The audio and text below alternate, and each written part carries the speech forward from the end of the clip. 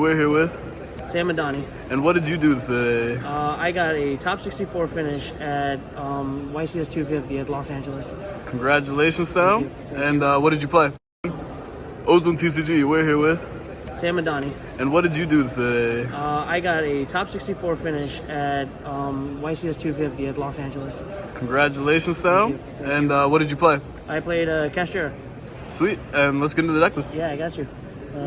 So it was almost standard for the most part, but like I got 3 Fenrir, 3 Unicorn, only 1 Rise Art, 1 Ogre, and the 1 Scareclaw Cashier. Was thinking about playing 2 of this, but I think 1 was enough because I didn't really go for the full combo, so it didn't really come up for me. Yeah. So you just ended on like a Rise Heart pass most often? Actually no. you want to hear it here actually? Yeah. What was your inboard? Okay, so you can do a little combo at the end if you want. I did like I had 0 play testing for this event, and I only played this deck for 1 week and 2 locals and no play testing with nobody. But I found when I was doing my own test hands, like making this deck, I find myself better with like just 4 summons, so I don't get nibbed. And I liked. Sorry, I was just to face it your way. A Fenrir, Unicorn, Ogre, and like this. So I kept like a massive board with just a couple, like as long as I had a couple defensive cards like Book of Moon, Lance, and stuff like that. And I found myself like much better with that because like even if they had like Lava Golem or something, it wasn't just like a clear solution to this, like so if you had like this. And then you had like any of these cards, like okay, you had this in hand, and like this, and like a Lance or so. I felt really confident that I was gonna win that game just because like 4 cards with this were like you're good. Okay. So I actually did it much different than other people. So yeah, that was the monsters. Let me just put that away for a second. All right, so yeah, those are the monsters. Obviously we played the 3 Pressured, 3 Theosis, the 1 Bang, and the 1 Prep. Funny enough, I actually did keep this in going second against Cash 2 because like I think this card I sided out versus everything else, okay, and going second. But against Cashier, and even going second, I keep 1 copy. Just because like if they make that massive board and they leave 1 spell trap zone, I usually set this down and equalizes the whole board, So like I actually and I was thinking about playing a second one because this card is actually crazy. Like it's just it is a brick sometimes, but like even if you can like if it's in your hand, you can banish it with Scareclaw Cash and do some way more plays. All right, let's see hand traps.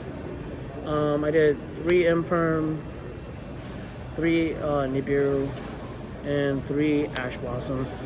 I didn't play any of the other stuff. I didn't think it was that good. Like Ghost Mourner and all those other cards. I think they're good in like certain decks, and like these are just universally good against everything except like obviously you side this out versus Labyrinth and some of those decks. But like he's still really good in like so many matchups. It's a 250 at the YCS too, so I didn't want to like chance it, So I'd rather play Nib. Did you ever lose your own Nibiru blocking your zones?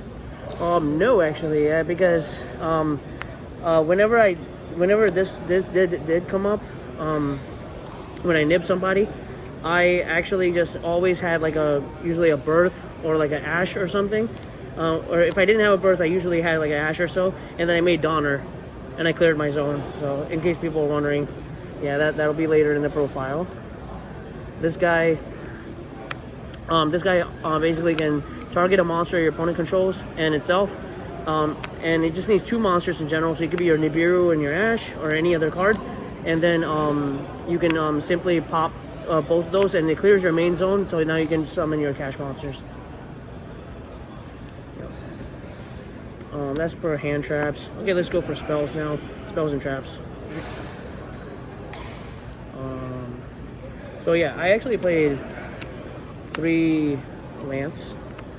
I still was fearing like Eclipse and stuff because, like I said, like I was ending with a way different board than most people. Like there's just 4 big cash monsters and just trying to kill them next turn. So Eclipse and stuff, it was gonna be kind of like crazy. So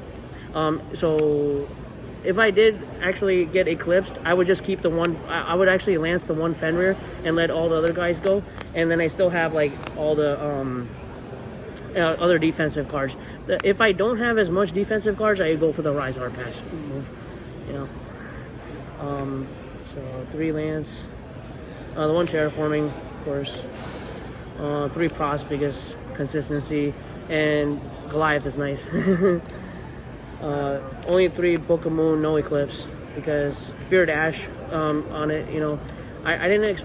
Plus, also, I think most people were going for the Rise Hard Pass play, and I think just Book was enough for that job. So, oh yeah, sorry. Earlier, forgot to provide. I did play 3 Birth, of course. And then yeah, actually my 40th card, which actually I did have as a 1-0 Saki card in a way, but like I did side 2 more of it in my side deck, but like I won evenly matched. I think it was better than Duster and everything too, because Duster is nice, but I wanted a card that could be good versus like everything almost, you know. So this card has utility versus everything. You don't keep it versus everything, but like you do get to resolve it against most. Did you ever win a game off of it? Oh yeah, plenty. Evenly matched won me like so many games. Just because like. But like the one of main deck evenly matched. Oh yeah, of course. I actually had it against a cash player, so it was perfect. Nice. Played against a lot of mirrors. Also, it came up against like altar guys too. The guy actually my second round, my opponent was playing altar guys, and he set up Secret Village and stuff. So I'm like, oh my god, you know how crazy this card would be against Secret Village right there, you know. Altar guys, oh, wow. Yeah, altar guys second round though, okay, like of this, and he guy was like 1-0 at that point, but of course, he for the Secret Village was crazy, you know. You want to do side deck next? Side deck, yeah. So the other 2 evenly matches, of course. We got the Harpies, Feather Duster. So like only like 4 back row destruction. We had to respect the back row still, you know. This was sort of Sprite mainly. I was originally actually playing this for the mirror match, but only if I saw somebody go full combo. And but I found myself actually in the middle of the tournament finding this card way more effective in the mirror match, even after that. like so yeah, I just probably would continue playing this, you know, in the side. Just it's mainly for Sprite though. I last second 50s guys, but like it was 3 Ghost Spell and 3 Econs. I was playing Kaijus originally in my original deck profile, but I found this card to be good at going first. I wanted something that I can play going first and second in the Kashmir, and this card was the best way to do that. So I got the 3 bells, and then last 3 as Strifters, mainly for branded and like a Naturia and stuff like that.